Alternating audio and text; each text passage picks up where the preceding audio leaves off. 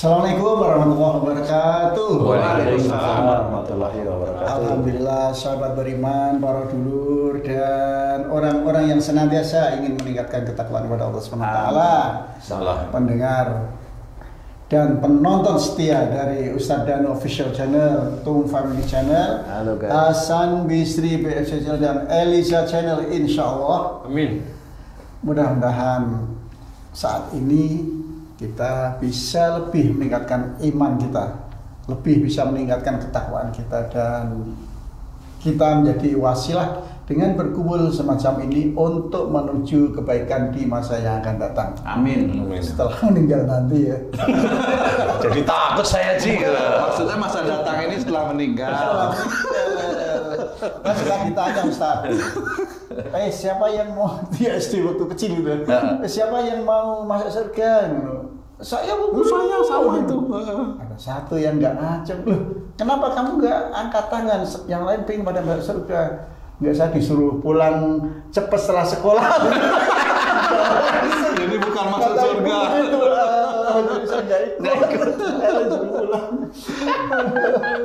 Tapi Pak Haji, kalau kita sering kajian-kajian gini itu bisa nggak nanti kita masuk surga bareng gitu Pak? Nah gitu ya Pak. Kita sendiri-sendiri aja masih bingung ya. Tapi kalau bareng-bareng sih lebih seneng ya. Nggak telinga-telingo. Nggak telinga-telingo. Ada kaitnya ya. Iya ada kaitnya. Mudah-mudahan bisa jadi kait ini. Mutawif. Salam buat Ustadz Asep yang masih umroh. Jadi mutawif yang oke. Gimana Ustadz ya? Ini jalannya apakah kita sendiri-sendiri karena membawa amal kita masing-masing, atau bisa bergandengan karena kita sering duduk di majelis ilmu, kemudian di obrolan-obrolan yang positif, yang bermanfaat kayak gitu Ustaz. Oh iya, ini pertanyaan sangat bagus sekali nih Ci. Jadi kalau kita masuk surga bisa sendiri-sendiri atau rombongan, kan gitu ya, pada saat kita ada di majelis ilmu. Nah, yang rombongan itu saya nggak yakin bisa masuk surga bareng-bareng. Nggak yakin loh ya. Bukan tidak masuk surga, tidak yakin. Karena yang rombongan itu malah biasanya masuk neraka. Karena dia menyebarkan... Maaf, sebelum itu, rombongan itu bisa dua ya? Bisa dua, iya, dari suami istri atau mengikuti guru-guru yang memang dia mengajarkan salah waktu itu. Jadi bisa aja akhirnya guru itu menjadi lokomotifnya dan ini menjadi gerbongnya. Ya sudah salah rombongan. Dan kalau itu disiarkan terus-menerus, ya ini menjadi dosa jariah. Nah, walaupun kelihatannya di majelis ilmu, tapi kan ada ilmu salah juga ada. Jangan kita berpikir kalau majelis ilmu itu baik semua, kan gitu ya. Ilmu yang salah atau niatnya yang salah ya. Ilmu yang salah atau niatnya salah. Cara menyampaikannya juga salah. Cara menyampaikan salah itu tetap akan dinilai oleh Allah Ta'ala. Jadi, di dalam kita itu mau mencari surga beneran, itu benar-benar salah satu coba kita amati. Inna akramakum indallahi atqakum. Ini kan ayat yang menceritakan sesungguhnya orang yang mulia di hadapan Allah adalah orang yang takwa, paling takwa, orang paling mulia dan orang paling takwa. Nah, paling takwa itu gimana? Itu masuk ke atiullah wa atiur rasul. Ya, ini lihat nih, taatlah pada Allah dan taat pada Rasul. Taat pada Allah berarti seseorang itu mau mengerjakan apa yang disampaikan Allah Ta'ala dalam Quran. Taat. Dan juga mengerjakan apa yang disampaikan atau dikerjakan oleh Rasul. Dikerjakan sama. Nah, disinilah ketakwaan itu berprosentase. Berapa persen yang dia kerjakan dari Quran, berapa persen dia kerjakan dari sunnah Rasul, kemudian digabung, diprosentasekan kepada kita. Berapa persen kita sudah mengerjakan. Kalau kita mengerjakan, itu nanti ada kriteria banyak. Pada waktu kita mengerjakan, kita ada ujub, riak, sombong tidak. Nah, itu juga dinilai sebagai seorang muslim, dinilai karena memang di situ tidak boleh, kita dilarang. Kemudian, kalau masuk surga itu yang sendiri-sendiri, ya rata-rata sendiri-sendiri. Rata-rata sendiri-sendiri karena amal saya, amal kamu tuh, amal Haji Hasan, Haji Z itu nggak bisa sama, walaupun dalam satu kajian sama. Nah, kamu punya ujian di istrimu, punya ujian di anak-anakmu, punya ujian di rezeki yang kamu cari, punya ujian di mulutmu, punya ujian di pikiranmu, punya ujian di telingamu, punya ujian di tanganmu, punya ujian di mana aja, banyak. Saya juga sama, mirip seperti kamu. Haji Hasan juga sama, ujian di sini, di situ, di situ. Mana yang kurang? Haji C juga sama, ujian di situ. Kan catatannya beda kalau kita kumpulkan satu-satu, itu kan beda ya. Walaupun kita kajiannya sama. Nah, catatan inilah yang nantinya kayaknya di surga itu nafsi-nafsi bener satu-satu. Menjadi pertimbangan. Ya, nah ya itu. Masa kajian, kalau orang satu kajian kok masuk surga, memang dia nggak bawa istrinya waktu gandengan tangan itu. Ya kok enak. Lah. Nah, kok enak, kalau saya bilang kok enak. Nggak boleh seperti itu. Jadi punya pikiran itu yang real. Dia harus bawa istrinya, dia harus bawa anak-anaknya. Pada saat dia kajian sama-sama gandengan mau masuk surga, lah kan ujiannya sendiri-sendiri. Mampu nggak dia? Dia pada saat kajian itu kayaknya enak, karena ustadznya itu hebat namanya. Tapi sadar nggak sebenarnya bahwa sebenarnya yang dinilai itu nafsi-nafsi, bukan rombongan. Rombongan umrohnya Ustadz Asep namanya ini masuk surga. Masa begitu sih? Kan enggak ya. Rombongan Haji C, siapa istrimu? Haja Eli umpamanya. Siapa anakmu? Kamu sama Haja Eli gimana? Kan begitu nih pertanyaannya itu. Nah, itu kan udah ketahuan nanti mau masuk surga apa mau tidak masuk surga atau tidak mau masuk neraka, kan itu ya doanya ya. Itu kan doa ya, nakal itu ya. Jadi dari situ harus kita ketahui dalam kajian, dalam majelis itu nggak bisa kita rombongan itu masuk, itu nggak bisa karena itu tetap nafsi-nafsi. Momennya dalam kajian, setiap hari kajian pun nggak bisa, ujiannya kan sendiri-sendiri. Itu kan salah satu nilai amal nanti akan dirusak oleh nafsu. Amal lagi dirusak oleh nafsu, begitu-begitu aja. Lah ini kan antara Haji C, Haji Hasan, saya sama kamu tuh, itu kan beda-beda. Para netizen yang sering mendengarkan itu sama sebenarnya. Dia punya, kalau dia ingin masuk surga, dilihat bagaimana keluargamu, bagaimana anak-anakmu, bagaimana gurumu, itu dilihat semua terus. Nah, mengerjakan sesuatu yang baik, benar-benar ada di jalan Allah atau tidak sebenarnya. Gitu, jadi tidak gampang masuk surga, tidak bisa kita itu bergandengan tangan masuk surga, itu nggak bisa. Tapi katanya kan yang saya pernah dengar seperti itu. Kalau katanya Jibril boleh saya ngikut. Nah, ini katanya dan ini semakin banyak di. Katanya siapa? Kalau Jibril yang ngomong saya ikut. Nah. Tapi kalau hanya orang saya berpikir, bukan salah ya saya berpikir. Seperti itu. Jadi jangan kita berandai-andai dengan apa yang kita lakukan bahwa itu masuk surga, nggak bisa. Kayak momennya kajian sini, saya nggak bisa. Mohon maaf nih, saya akan cerita. Pada saat saya itu di dunia itulah, saya mengajak untuk dekat pada Allah Ta'ala. Saya mengajarkan tauhid, saya mengajarkan ilmu. Bagaimana caranya jamaah itu benar-benar faham dan dikerjakan. Bukan hanya faham saja, dikerjakan. Nah, dikerjakan itulah menjadi pahala, menjadi amalan yang akhirnya dikerjakan setiap hari menjadi amalan dan itu berpahala terus-menerus. Jadi kalau itu teori saja, percuma. Banyak itu orang-orang yang di luar agama kita yang juga banyak tahu tentang Quran, banyak. Iya. Malah ada itu orang yang di luar agama kita hafal Al-Quran. Hafal, ada saking hafalnya itu orang yang di luar agama kita itu ada 300 ayat suruh hapus, itu saking hafalnya itu. Itu kan gila, dipikir itu Allah itu menantunya bagaimana orang itu. Betul. Ya? Nah ini tidak boleh seperti itu. Jadi kita harus pahami, di dunia inilah saya mengajarkan kebaikan yang saya pikirkan, saya telaah, kemudian saya coba secara real, benar tidak, seperti kayak namanya sakit itu dari ini, alhamdulillah diizinkan oleh Allah Ta'ala sembuh, berarti itu kan kebenaran dari Quran sebenarnya, kebenaran juga dari sunnah, kebenaran juga dari akhlak Rasul, seperti itu. Jadi dengan seperti itu kita harus berpikir bahwa Quran itu benar. Mana agama yang lain yang bisa menjelaskan bahwa akhlak yang baik itu bisa tidak menjadikan sakit, tidak bisa akhlak yang baik itu bisa menjadikan tidak dapat musibah. Mana? Kalau di Quran ada ayatnya, saya kasih tahu. Ada ayatnya. Kalau sakit itu masuk neraka, ada ayatnya. Kan gitu. Nah, disinilah kita harus memahami bahwa pada saat kita di dunia inilah kita itu saling mengingatkan tentang kebaikan, kebenaran dengan kesabaran, ilmu Allah Ta'ala yang akhirnya nanti bisa dipergunakan di akhirat. Sendiri-sendiri. Ya sendiri-sendiri. Lah wong Haji J itu kalau dia udah pulang dari kajian, dia kan ngurusin istrinya. Emang saya ngurusin istrinya? Patung enggak jauh. Dia nggak mau ngurusin Haji J sama istrinya. Kan istri kita berbeda, Pak. Haji Hasan juga sama. Kamu juga sama. Lah. Ini yang harus difikirkan. Gimana kita bisa barengan masuk surga? Katanya begitu bisa. Kalau saya jawab katanya malaikat Jibril, ya saya berani itu bilang. Tapi kalau katanya manusia, saya enggak. Saya perhitungkan dulu. Mau kita sendiri, bener nggak sih? Coba.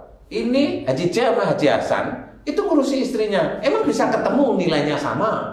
Di dalam satu kajian itu nilainya sama. Kamu umpamanya ngurusi istrimu, memang dalam satu kajian nilainya sama. Nggak bisa. Atau Lek Tarno, Lek Haji umpamanya emang sama. Atau Cak Sobri umpamanya yang kelihatan ganteng kayak begitu emang sama. Enggak bisa sama. Enggak ngerti walaupun dalam satu kajian. Lah Gimana bisa gandengan? Gandengan sekarang bisa, tapi kalau gandengan mau masuk surga gimana caranya? Kemudian bilang sama Allah Ta'ala, kalau kita dulu belajar di majelis ilmu kan gitu. Loh, saya menceritakan di luar itu ya, oke, saya terima. Di luar itu loh, dalam Quran aja sudah dijelaskan. Kalau yang besok di akhirat yang diizinkan oleh Allah Ta'ala untuk memberikan syafaat memang siapa? Rasulullah. Rasul, betul ya Ci ya? Lah kita kan ngomong besok bilang sama Allah Ta'ala ini di majelis ilmu angkat saya. Emang dia Rasul? Loh itu kan harus mikir mau berbicara seperti itu. Bukan. Itu berapa kali saya mendengar ini Ustaz ya begitu. Duduk di majelis ilmu kayak gini. Antum nanti kalau antum di surga nggak lihat saya, tolong cari saya ya. Kayak gitu. Kalau saya diomongin begitu ya nggak mau. Kalau kamu masuk neraka ya masa kamu saya masuk neraka? Sudah ya nggak mau. Udah di surga enak kok. Iya. Masa keluar lagi gitu.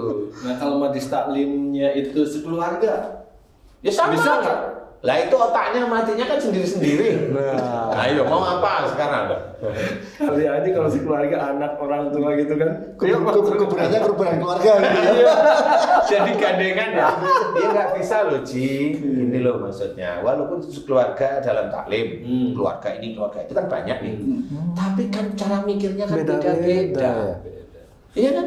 Cara mikir itu beda-beda masing-masing. Itu mikir, hati aja beda-beda. Yang diyakini satu suaminya kuat, istrinya itu ya nggak ketemu dan anaknya itu pada waktu kajian dia hanya mikirin anakku itu sudah dikasih susu belum ya? Nah apanya yang dapat? Ini cerita serius ini di dunia itu ya begitu itu. Apalagi ngomongin ustadznya ya. Wah. Ceramah kayak gini sih bosenin ya. Malah gak dapet gitu ya. Malah itu ustadznya nggak salah apa-apa. Dimarah-marahin nggak boleh juga ya. Sebenarnya kalau sudah datang ke kajian sudah terima lillahi ta'ala udah gitu. Persoalan nanti ustadz ada salah dan ini jangan menyalahkan kan gitu. Koreksi itu boleh mendatangkan lagi. Selama dia salahnya hanya persentasenya kecil tidak apa-apa. Kenapa? Ya Ustadz kan masih manusia, masih ada salah. Nggak apa-apa sebenarnya. Tapi jangan antipati, nggak boleh antipati. Karena kita nggak akan dapat ilmu-ilmu baik. Padahal dia hanya khilaf aja. Menurut saya khilaf. Menurut saya ya memang belum paham apa yang dia ceritakan, apa yang dia ketahui tentang Al-Quran. Ayatnya barangkali ya. Sehingga disamakan. Padahal kalau kita tahu di dalam Quran sudah diceritakan bahwa besok yang diizinkan oleh Allah Ta'ala memberikan syafaat. Ini Allah mengizinkan hanya Rasul. Para Nabi yang lain aja nggak ditulis dalam Quran. Ini para Nabi, para Rasul yang lain sebelum Rasulullah itu nggak ditulis. Jadi harus difahami. Nah kalau begitu, masa yang memberikan syafaat teman kita? Tetangga Nabi aja bukan gitu ya. Jadi tetap nggak bisa itu Pak Ustadz ya? Nah, saya nggak perlu jawab kalau itu saya Kalau di sini kalau tuh yang tanya, iya. Kalau tuh yang tanya, saya nggak perlu jawab. Nah, saya dari tadi ngomong itu apa aja. Masih tahu. Berarti saya tertipu ini dengar itu ceramah. Bukan. Oh ya. Ya kamu ngikutin ya sudah benar telingamu.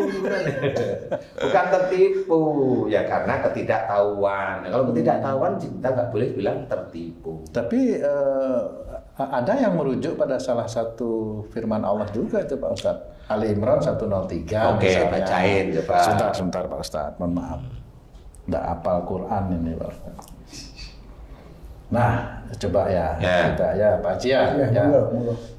Sedulur semua, mohon maaf nih saya nggak bisa baca Arabnya, saya baca Kok nggak bisa baca ayatnya? Baca ayatnya, belum ayat langsung dalam baca bahasa terjemahan. Arabnya. Saya baca terjemahannya aja langsung. Bismillahirrahmanirrahim. Ali Imran 103. Dan berpeganglah kamu semua kepada tali agama Allah, Islam. dan janganlah kamu bercerai-berai. Jangan bermusuh-musuhan, jangan fitnah, Ya. jangan mendolimi saudaranya. Dah. Dan ingatlah akan nikmat Allah kepadamu. Nikmat Allah, iman yang dititipkan oleh Allah Ta'ala, dan banyak nikmat tangan, kaki, mulut, otak, mata untuk mendalami keilmuan Allah tentang syariat Islam. Ketika kamu dahulu masa jahiliyah bermusuh-musuhan. Itu zaman dahulu sebelum maksudnya saat ini Islam datang. Jadi dulu jahiliyah, kemudian ada Rasul, kemudian alhamdulillah bisa masuk Islam. Maka Allah mempersatukan hatimu. Makanya itu jadi Islam. Lalu menjadilah kamu karena nikmat Allah. Jadi kamu nikmat Allah, nikmat Orang-orang. itu iman. Nanti dulu Ya. iman yang dititipkan oleh Allah Ta'ala kepada orang-orang jahiliyah dulu, sehingga dia mau sujud kepada Allah Ta'ala. Itu termasuk nikmat ya Ustadz ya. Enggak, kalau menurut kamu enggak ya Ya, ya. apa-apa. Lalu menjadilah kamu karena nikmat Allah orang-orang yang bersaudara. Nah, makanya orang Muslim itu bersaudara, jangan mencerai-berikan. Jangan menceritakan orang Muslim itu dukun kalau tidak tahu beneran.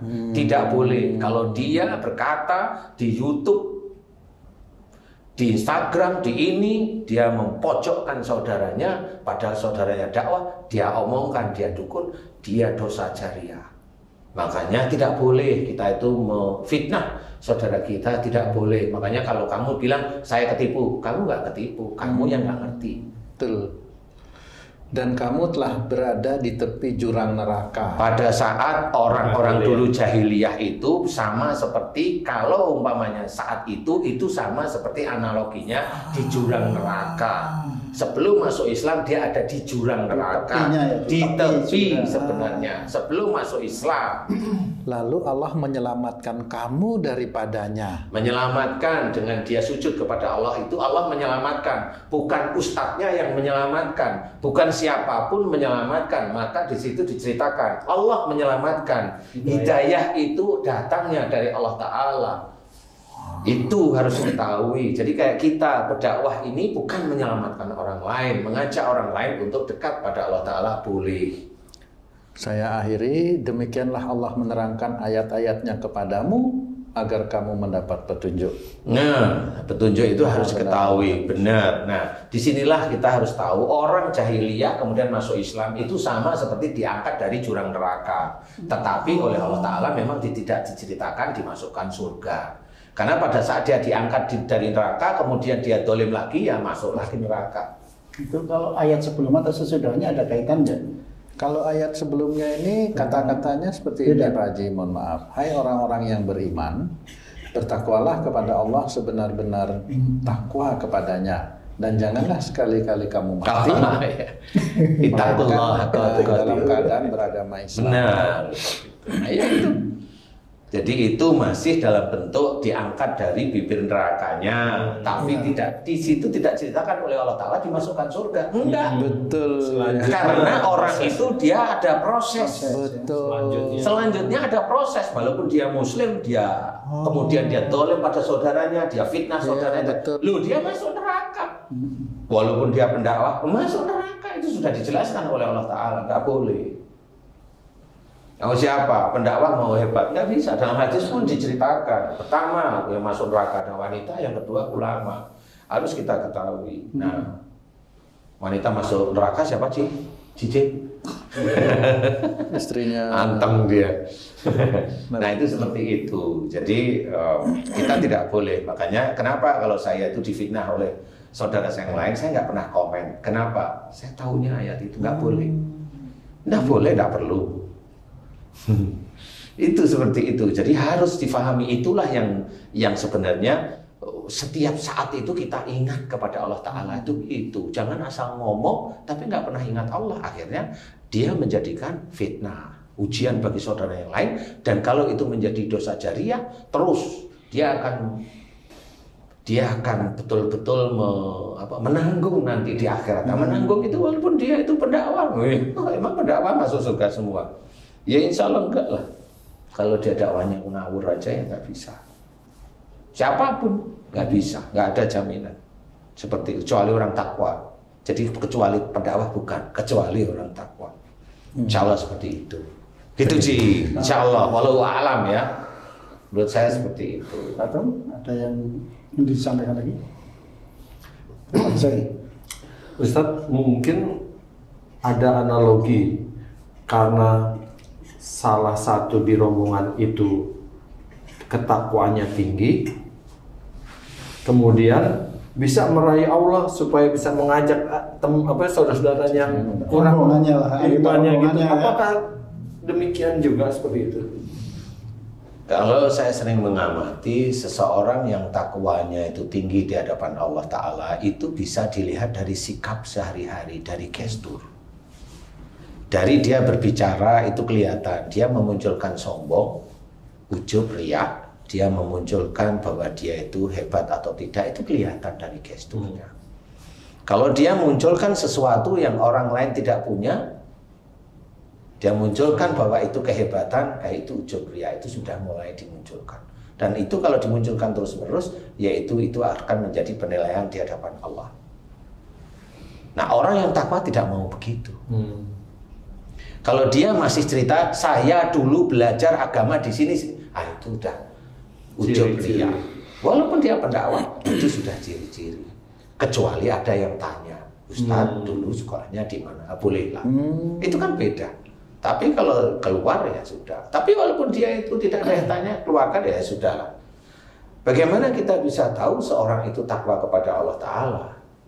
Kalau Haji C tadi kan nggak bisa cerita orangnya siapa. Tetapi kalau memang bisa orang itu sering muncul di TV atau di YouTube, itu dari bicaranya, dari analisa di dalam menganalisa ayat Quran atau hadis, itu kan bisa diperlihatkan bahwa ini faham atau tidak faham, ini hati-hati atau ini sembrono, itu kan ketahuan dari situ. Haji kan sekolahnya agama tuh. Nah, iya, beliau juga iya tuh. Nah, iya, bisa lihat. Nah, kalau yang diceritakan hanya orang yang takwa berarti dia itu sudah menjadikan dirinya itu abdinya Allah. Abdullah maksudnya. Dia sudah menjadikan abdinya Allah. Jadi setiap saat itu selalu mengajak orang untuk dekat pada Allah Ta'ala. Apapun yang dia omongkan itu untuk mengajak orang itu dekat kepada Allah Ta'ala. Nah, ini yang seperti ini ada nggak? Emang ada. Tetapi kalau mau komplit ya sehari-hari tidur sama beliau sehingga tahu bahwa orang ini takwa. Ya paling tidak 3 hari. 1 tahun lah. Paling tidak 1 tahun. Ketemu ya. 3 hari itu ketahuan kok. Oh, ini kurang ajar. Ini kan ketahuan. Mana takwanya pada Allah Ta'ala? Enggak. Baru 3 hari kan udah ketahuan. Oh, dia kurang ajar. Dia ya sudah, diemin aja. Kan seperti itu. Jadi ketakwaan pada Allah Ta'ala itu sulit juga menurut saya. Sehingga pada saat umpamanya Haji J tadi cerita, kalau orang itu takwa, terusin tadi gimana? Dia meraih Allah untuk mengajak teman-temannya yang kurang bertakwa masuk surga. Itu saya anggap bukan orang takwa. Karena ciri-cirinya. Kalau orang takwa itu paling tidak agak-agak hafal Quran. Lah mau tahu di dalam Quran itu yang bisa ngasih syafaat Rasul kok dia mengajak meraih Allah itu gimana? Lah kan harus mikir situ. Makanya setiap kali kalimat kan harus saya dengerin.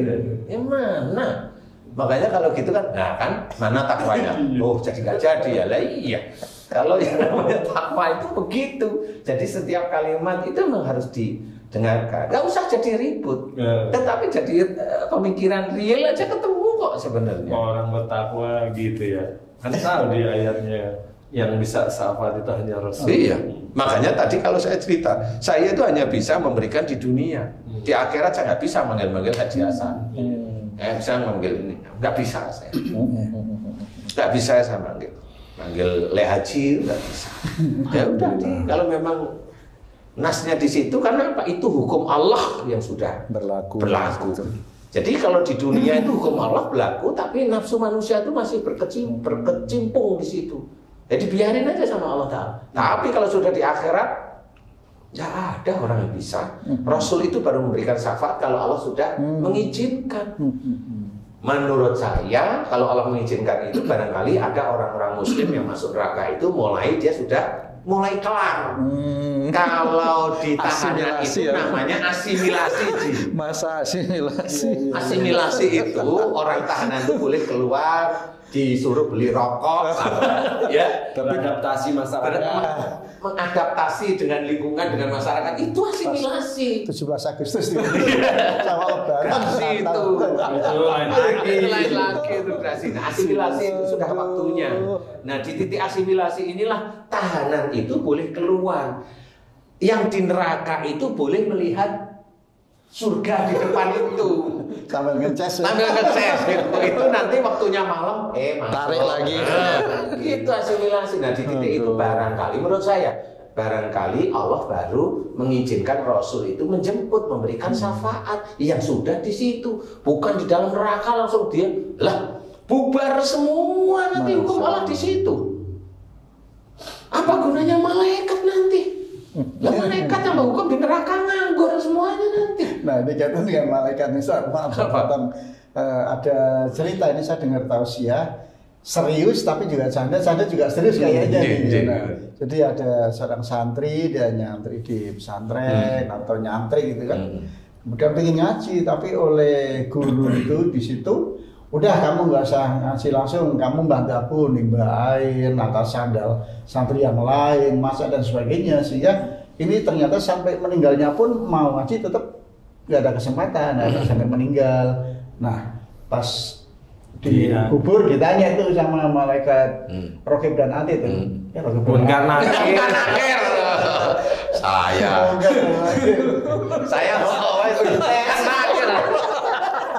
Saya ikut kesengsem. Pas ditanya dia bilang, sama itu gimana, sudah tahu saya ini bodoh nggak pernah ngaji. Udah kalau mau nanya saya tanya tuh wali yang harusnya ini nih yang ngajarin saya itu. Ngajarin dia betul. Ngajarin saya. Kenapa?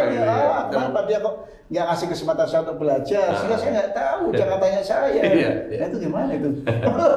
Itu bercanda. Canda ya. Intinya seorang itu nggak akan dia itu ngomong seperti itu. Di dalam kubur atau nanti pada saat dihisab nggak ada yang bisa ngomong celemotan. Kalau itu bercanda, oke lah. Nggak bisa membela diri. Tapi intinya adalah memang cerita itu tergantung ya. Saya tidak tahu persis ya. Ada maksud dan tujuannya. Bisa aja. Kalau saya nggak mau solusinya gini, bisa aja yang pembimbingnya itu, yang ngajar itu memang diajarkan untuk langsung beramal. Iya. Bisa aja karena dia tahu anak ini kayaknya itu kalau diajari ilmu agak susah nangkep, coba diajari beramal. Sebenarnya itu mirip. Cuma yang saya mau ceritakan adalah yang berilmu ini pada waktu dia itu masak, pada waktu dia nimba, yang berilmu ini dia itu mandi timbaan dia makan masakan dia. Nah, ini kan dia sama dapat pahalanya berlipat-lipat kali kalau saya disuruh menerangkan cerita lucu tadi. Airnya untuk wudhu itu dia yang ngambil. Dan begitu. Makanya kalau saya nggak nyalain si pembinaannya, gurunya enggak. Bisa aja gurunya punya pikiran seperti itu. Dia begini, udahlah. Karena dia itu tulus, dia jujur. Saya suruh dia itu mengerjakan yang langsung menjadi amalannya dia. Nah, di situ kan akhirnya cerita itu menjadi akhirnya cerita yang betul-betul ini dalam ya maksudnya. Walaupun di cerita itu saya nggak tahu. Nah, itu hanya cerita lucu aja. Tetapi kalau saya suruh menceritakan, jangan suzon, bisa aja gurunya seperti itu. Karena memang guru-guru yang pandai di dalam melihat murid-muridnya itu ya seperti itu. Sudah menerapkan manajemen modern itu. Iya, benar. Asal santrinya nggak kedumel. Itu dia, enggak. Pertanyaannya adalah besok mau macul nggak? Siap belum? Siap belum? Ada kasus masuk. Iya, insya Allah seperti itu. Jadi kalau ke gerbang bisa rombongan itu. Ya bisa nafsu. Kan di dunia. Di dunia itu bisa. Kalau gerbang kalau gerbang camp saya tanyanya bukan pada saya sendiri yang lihat, pada yang punya camp aja lah. Mana ini yang mau ikut itu? Jangan sampai saya itu menjadi pusing mikirin gitu ya. Saya akan tanya pada yang berhak istilahnya seperti itu. Tapi intinya seperti itu Ci. Jadi ya nanya yang berhak siapa? Ya Allah. Sepatu. Sepatu cewek masih berhak. Iya. Oke, ada yang sama lagi Pak Tum? Saya rasa penjelasan Pak Ustadz tadi cukup bagus. Jadi kalau kita harus hati-hati ya Pak Ji ya.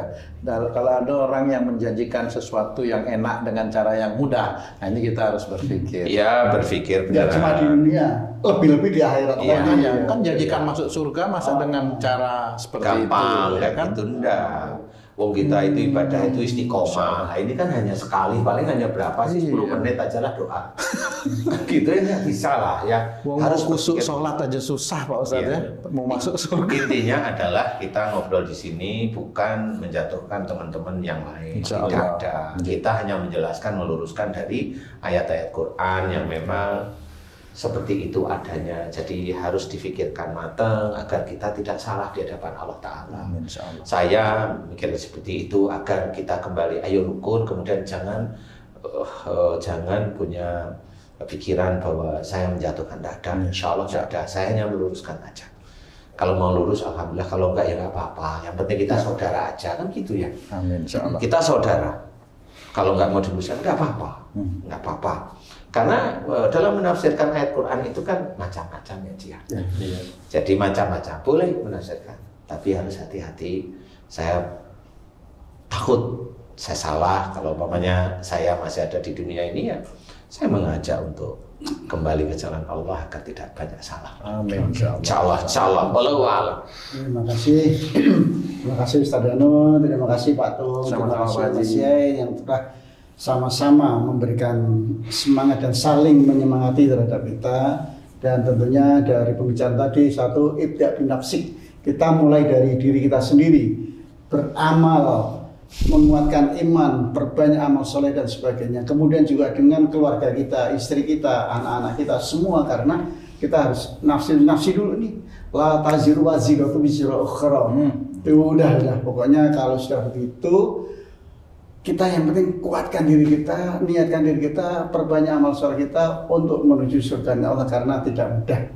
Meskipun tidak mudah, tapi kita harus berproses untuk tetap berusaha ke sana. Mudah-mudahan pembicaraan kita pada saat ini menambah kekuatan iman kita, memotivasi untuk beramal soleh menuju surganya Allah Subhanahu wa Ta'ala. Terima kasih. Jangan lupa yang belum subscribe nih, Ustadz Danu Official Channel, Tum Family Channel, Hasan Bisri PFC, dan juga Elisa Channel, insya Allah ya. Tayang perdana ini berarti. Tayang perdana insya Allah. Terima kasih. Wassalamualaikum warahmatullahi wabarakatuh. Waalaikumsalam warahmatullahi wabarakatuh.